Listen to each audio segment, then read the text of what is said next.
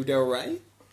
So tonight we'll run through what Mercedes-Benz is currently offering, what they're looking at offering in the future, and the next generation of cars which will come in the long-term future. So we've got 3 current EQ models, like range, that come out. So we've got the EQ Boost, which is your mild 48 volt system, which is an integrated starter generator. Then you move through to your plug-in hybrid, which are slowly getting bigger and bigger, with the next generation coming out to about 100k range from a plug-in hybrid. Then we've got your traditional full electric vehicles. So the smaller of the 3 models we've got here is the EQA, the EQB, and the EQC. So they're the 3 compact vehicles. The EQC was the first to be launched. So that first came out in 2019. That was our first full production electric vehicle to be released under the EQ range. That had an 80 kilowatt battery and was getting around 450 Ks. Since then, they've now updated that, and we're getting from similar batteries or smaller, similar range. When they first brought them out, they had over 200 production cars and pre-production cars all around the world, testing them in deserts, snow, off-road climates, to see what the electric vehicles could do when it wasn't just a concept, when it actually was a production vehicle, and to make sure they were happy with it going forward to our next small vehicle. So this was released last year, and this has been one of our top selling electric vehicles, which is your small SUV. So these start at around the 80,000 mark drive away. You're getting a range of around 480 kilometers from a single electric front motor, with the dual electric motor being released 2 months ago. And they've just started trickling onto the roads now. Most of the dual motor versions will then come with what they call an AMG style body kit, which is the sportier look. With that was also the EQB, which is the first of the 7-seater electric vehicles to be under 100,000 offered in Australia. Then we've got the EQS. So this is our flagship and our top of the range model. The one that we've actually got outside is the AMG, which is then the top of the limo category as well. So this is the first of the full electric AMGs, which were traditionally V8s, V12s, big heavy engines producing a lot of power and really fast cars.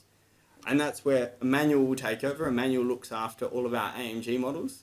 Traditionally, he's used to petrol, and now he's having to move into electric. So I'll hand it over to Emmanuele. Good evening, everyone. You got the clip? Sorry. So, EQS, beautiful car outside, which is awesome to drive as well. Now this one here is actually stating the AMG dynamic package specs. So the standard one, like we've got out the front here, is actually 3.8 seconds. Not as fast, but not as, I suppose, so the 560 kilowatt is a 3.4. That one there is the 490, hey? 84. So 484, sorry. A little bit different talking in front of people, isn't it? But look, as for a production vehicle, it sets a bit of a precedent for what this vehicle is. Being first full electric in AMG, we wanted to obviously make a statement, and that car definitely does that. Just under 108 kilowatt hour battery, you're getting a range roughly, well, anywhere between 507 to 5. I think 97 is the range in between, so pick somewhere in between, like 550 roughly, and that's probably going to be through the city. Top speed, not that we're going to do 250 k's, but it's there if you want it. There's also a new model coming as well, which is EQE.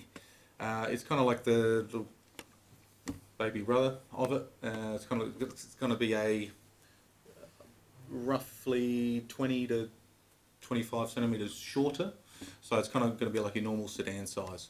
Probably a little bit more affordable because the EQS is roughly about 350, 360 drive away, where we're not quite sure exactly where this is going to sit because it's not yet released. 90 kilowatt hour battery instead of a 108. Still, range-wise, we're still talking in the 500s, which is pretty good. If you do have any questions, please sing out. Some of the standard things, so what makes this car a Mercedes-Benz? A lot of the safety. So things that you'll see in your normal production cars, or which is out on the road now. The things that probably stand out is how this thing can practically drive itself. Obviously our laws don't allow that. But in Germany, this is the first car that has the approval from Mercedes-Benz, and actually my next slide will display that. If something happens, the manufacturer is actually liable. Other things like intelligent parking, which will, actually that's the Drive Pilot, where basically, like I was saying, the next one here, intelligent park pilot, which is there's certain car parks around the world. Sorry. So just with that driving one. Yep. The picture there that have got their hands on the wheel, are you still supposed to do that like you are with Well, in Australia, yes, you should. But theoretically, yes, you can. Essentially, it allows you to, I don't know, not necessarily look at your phone. If you're under 60 kilometers an hour in Germany, Mercedes-Benz will accept responsibility if there was a crash and you put it onto Drive Pilot. So they're the first manufacturer to be certified hands-free driving, and they'll accept responsibility if anything was to happen. Yeah.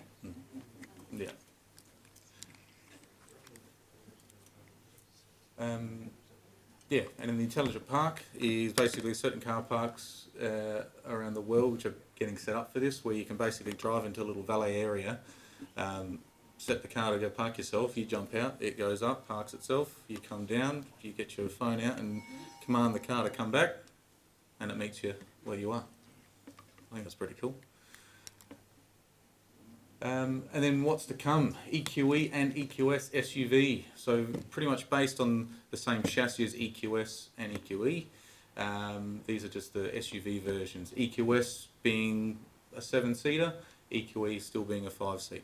All right. That's just a little bit of pictures of EQS with all the cross-stitching, things like that in the back. And we've got future models again. Yeah. Do you want to do that one? So a lot of the models we can see up here, your top left is your Vision EQXX, which I'll run through a little bit more, and then your top right is your Maybach. So there's the S model like we've got outside, then there's also another brand which is called your Maybach. So that's your bespoke, full luxury, customized down to the absolute last nut. You can pick exactly what you want. So if you want two-tone paint, if you want it to match your Ferrari at home, like whatever you want, you build it exact to that spec, and they're handmade. So the most exciting model for us going forward is your EQXX. So that drove through Europe and was able to achieve 1,000 kilometers from a 90 kilowatt battery, and it was achieving an 8.7 kilowatt per 100 energy consumption. That then pulled in with 140 range. It then went back out and redid the drive and came back with 1,200 kilometers. Yes. What kind of speeds were they driving at? Limited to 140. So same as anything less than we'd be doing in Australia. They were able to achieve that through the current generations of batteries that they've got in these cars. And that was a single rear electric motor that they were able to achieve it with, yes. Do we know what the battery composition was? Still lithium ion in that one. Yeah. So how do they produce that, considering every other battery is lithium ion as well? Aerodynamics, speed limiting, additional coasting, and then putting in thermodynamic, feeding it back through the battery as much as they could with the heat. Yeah. Just going back to 8.7 is a very small number. Yes. So do they coast half the way, do they? Or they turn up with regenerative braking and just coast? Is that what they do? There would, yeah, there'd be a lot of coasting involved in that. When they went back and did the second drive, they actually got 8.3.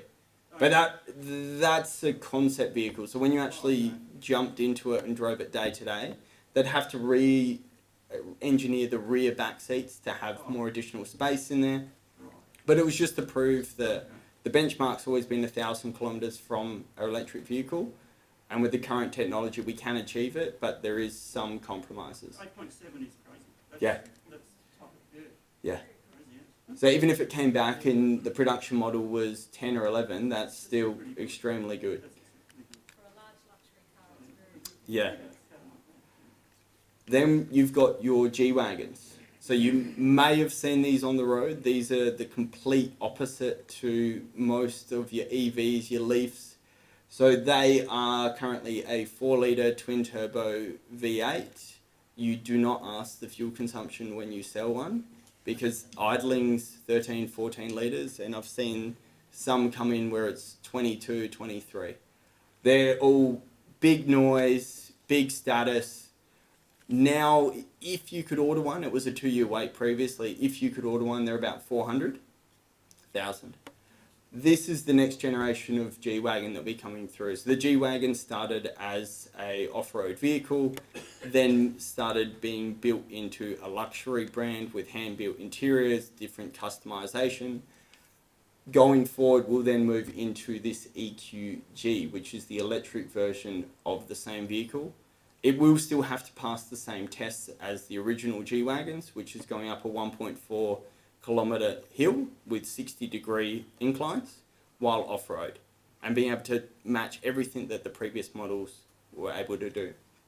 To achieve this, it's using a 2-speed gearbox, 4 electric motors that they'll be able to switch on and off depending on what they need. So it is then a 4-wheel drive SUV going forward. And then the silver one here is your Vision AMG. We don't know much about that. That's the first photo I've officially seen of that car, but that will be in the future when we start going towards your high performance electric cars. So they're still focusing on your luxury side of it, and then we'll start seeing the very quick electric cars when we start introducing you to your coupes.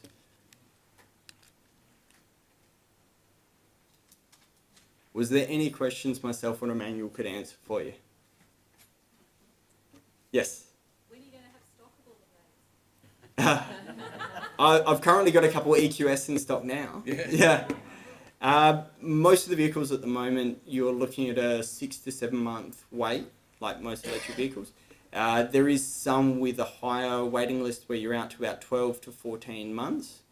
As they introduce new models, so when they introduce the EQE, we'll end up with a large stockpile to start off with, which will disappear very quickly because that will be the first electric sedan that isn't $350,000, where you'll be talking more 150 to 200, which for a lot of Mercedes buyers is then more affordable. Yes? What sort of charging range is it? And will Mercedes be rolling out a fast charging network?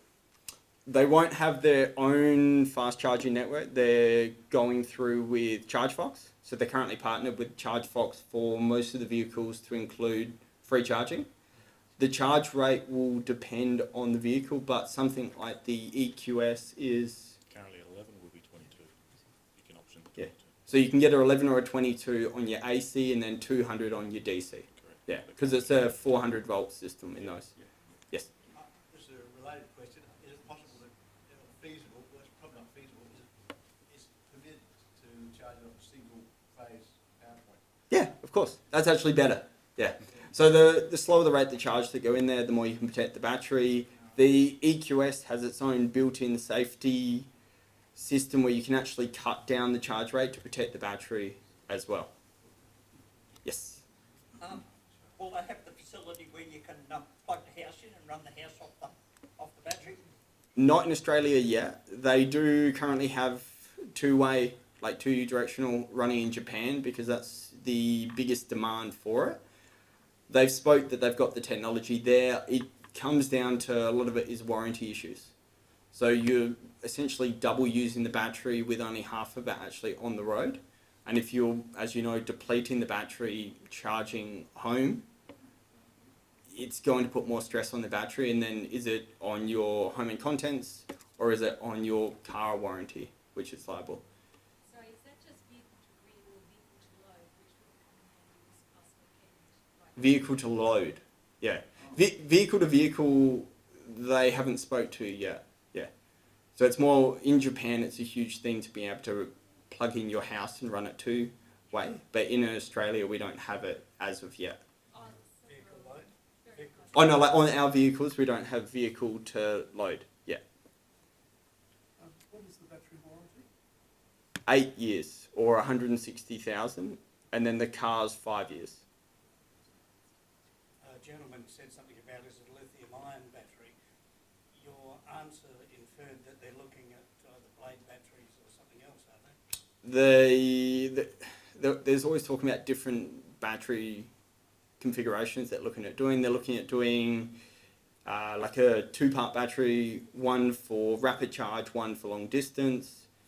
So have it in two different parts. So one battery is feeding the other. They were talking about doing solid-state batteries. There's heaps of different batteries technology that they're trying to push forward, but it depends what they actually implement. Yes. I've got a couple of questions from the people in the Northern Territory who are watching tonight. Yeah. First one, any plans for the G-Wagon that is not in the AMG style, but there's particular interest in a dual cab with a tray back for commercial use? The G professionals, not to general population. So we had the G professional that they were running, and they were more fire, forestry, police, army, that they were doing it directly through Mercedes Australia orders. But that had to be orders of 10 plus. For general population, they've now dropped that off. But if there was the demand now that the X class is gone, they may bring that back as well for your mining sites and stuff where they could have integrated charging systems. Yeah. So the second question they asked was, is there any plans for a military tenders and an electric uniball? That's Mercedes Australia's decision if Mercedes Europe brings it out. So they would bring one out if everything's moving towards it, but they just haven't brought it to the dealership level where they've given us any information on that, because that's a government-based contract. Yes? After 8 years, what do you do with the battery? How much is it? Yeah. Replace it or not? Yeah. Or you go and buy another new Mercedes? The warranty is 8 years. Like everything that's currently out there, you expect it to last longer than the warranty period. If something did happen after the warranty period, so you're 10 years down the track, rather than replacing individual cells in the battery, they recommend to replace the whole battery and then bring that into businesses and swap it over. But they're working on what they're looking at doing. So whether they're looking at recycling it, whether they're looking at bringing out different options where you can come in and buy a battery that you put in there that isn't as expensive as the original car. So you could go a shorter range battery and a longer range battery and change it at service. Yes. Lithium-ion covers a huge range. What actual Yeah. one of the lithium-ion chemistries? That I'm not aware of. Yeah. Yeah. We get you on one. Yeah, I know. I know. Yeah. How much do the replacement batteries cost? If you had to do one now, you're looking, 40%. 30%, 40% of the actual vehicle value, roughly. So a lot of it's parts, labours. There's 2 forklifts involved because it's 700-800 kilo battery in there. So on some of the models, you might be talking 40, 50,000 if you had to replace it now. Yeah. Yes. Where are the vehicles actually made? Germany. So they've got a battery factory in, I believe it's Finland maybe, or Norway. But most of the cars are actually put together in Germany. Especially your EQS model is definitely coming out of Germany. Well, you're on the battery recycling, you just touched on it before. Any tips for shares on any recycling companies around the world that are deciding to recycle lithium-ion batteries? I would have to find out which company, Mercedes-Benz Australia, when they first brought out the EQC, they were partnering up with different brands to say, okay, in the future, the dealerships might be the one that will be the one liable for replacing it. Like we've got oils and fluids that we've currently got, we have to dispose of them safely. Yeah. That'll be the same as the batteries going forward in the future, that if something did happen and it was under warranty, we have to do something with that battery. We can't just, put it out for hard Mercedes collection. haven't got a set contractor in the world to recycle their batteries yet? They've got a company, I'm just not aware of the name. Okay. Like there's a company they've partnered with in Australia to refurb the batteries and turn them into commercial setups. So they'll put them into businesses with solar systems so that they've got a battery setup already. Yeah. So they'll pull the cells out and they'll split it into 3 or 4 modules and put it into houses. So depending on the state, there was a few different companies that were up for tender, but I don't know who's currently won it because we haven't had to do many replacement batteries yet. Yes. Just a general question. Do you think Mercedes will stop producing internal combustion engine vehicles Yes. in the future? When? Yep. When do you think that will happen? They, yeah. So 2030 is the goalpost, but 2032 is pretty much when they've been told that they have to have it done by.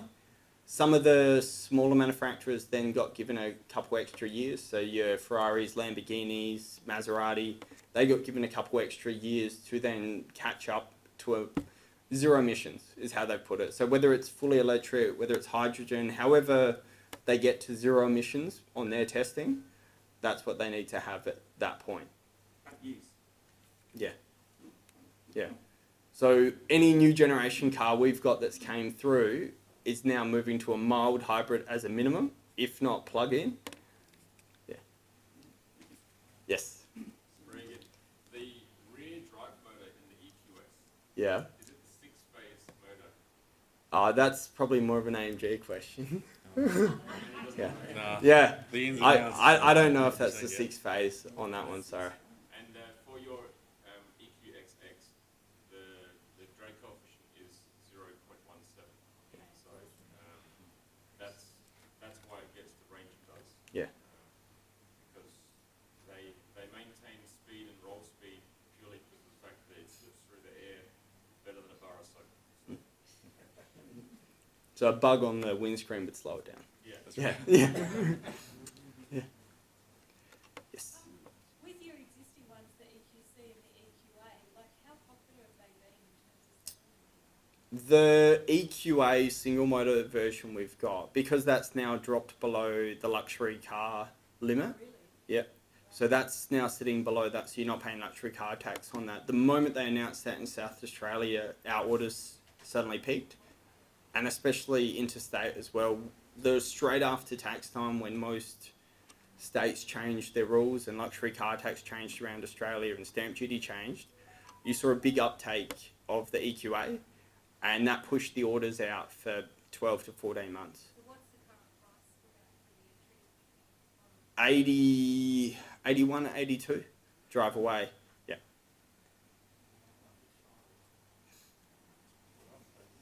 Yeah. So do we have any more questions? No? Lucky last. Okay, well, we would love to thank both of you Thank for you very coming much. in. And as usual, our Yeah. both Reagan and Emmanuel. Reagan's probably got one of our lovely Thank key you very rings, much. very upmarket gifts. Thank you but very thank much. you very much for coming along. So- And I hope you guys can stick around with the car till afterwards, because I'm sure those that didn't have a look would love to have a look at it once we finish the formal part of the meeting. So thank you.